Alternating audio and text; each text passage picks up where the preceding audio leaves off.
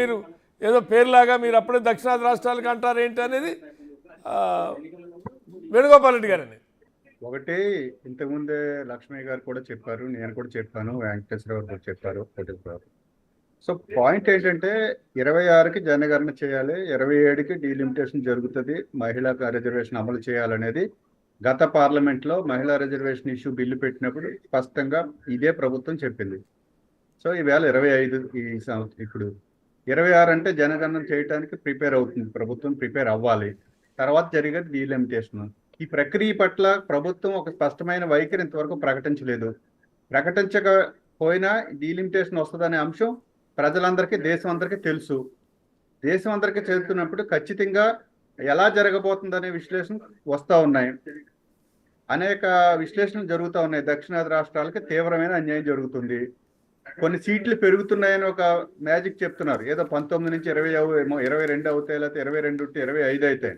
Comparatively నార్త్తో పోలిస్తే ఎంత పెరుగుతున్నాయంటే చాలా మనకి లెక్కలు చెప్తున్నాయి.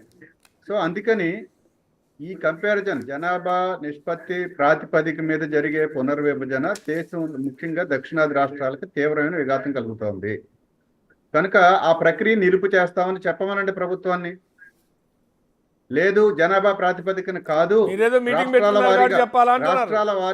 రాష్ట్రాల వారీగా పునర్విభజన చేద్దాం, అన్ని రాష్ట్రాలకి సీట్లు పెంచుకుందాం, ఆ విషయమైనా చెప్పమనండి. కనుక ఇప్పుడున్న రాజ్యాంగబద్ధమైన జనాభా ప్రాతిపదిక ఏదైతే ఉందో దాని ప్రకారం జరుగుతున్నది. ఇది జరిగితే కనుక తీవ్రంగా ప్రతి రాష్ట్రానికి, దక్షిణాది రాష్ట్రాలకి ఈ ఎంపీ సీట్లు అనేవి కంపారిటివ్లీ ఉత్తరాదితో పోలిస్తే తీవ్రంగా తగ్గిపోతాయి. తద్వారా ఏం జరగబోతుంది అంటే దక్షిణాది ప్రజల యొక్క వాయిస్ అండర్మైన్ అయిపోద్ది, అది మైనారిటీ వాదంగా పడుతుంది.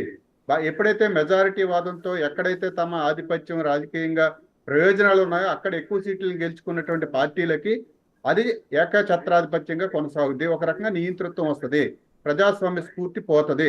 ఇన్ని అంశాలు దీని చుట్టూ ఉన్నాయి. ఫెడరల్ వ్యవస్థ దెబ్బతింటది, ప్రజాస్వామ్య స్ఫూర్తి పోతుంది, మోనార్కిజం వస్తుంది, నియంతృత్వం వస్తుంది. ఈ ప్రక్రియ ప్రజల హక్కుల్ని కాలరాజు పడతాయి. అది సార్, ఇది ఊహ కాదు, జరిగే పరిణామాలు. మేధావులందరూ చెప్తున్నారు, రాస్తున్నారు. కనుక ఇవన్నీ ప్రజల యొక్క చైతన్యం చేయాల్సిన అవసరం, దక్షిణాది ప్రజల గురించి వాళ్ళ గురించి మాట్లాడాల్సిన అవసరం ఉంది. లక్ష్మయ్య గారు మీరే ఉంటారు.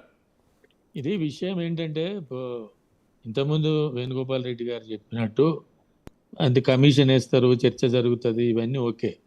కానీ ఇప్పటికే చాలా వ్యత్యాసం ఉంది. ఇప్పటికి వ్యత్యాసం ఉంది కాబట్టే ఇందిరాగాంధీ, వాజ్పేయి గారు ఇద్దరు 2 టర్ములలో వాళ్ళు డీలిమిటేషన్ చేయలేదు. కాబట్టి నేను అనేది ఏంటంటే డీలిమిటేషన్ అనే ప్రక్రియను రీథింక్ చేసేసి దాన్ని రీఆర్గనైజ్ చేసుకొని చేయాల్సిన బాధ్యత ఉంటుంది.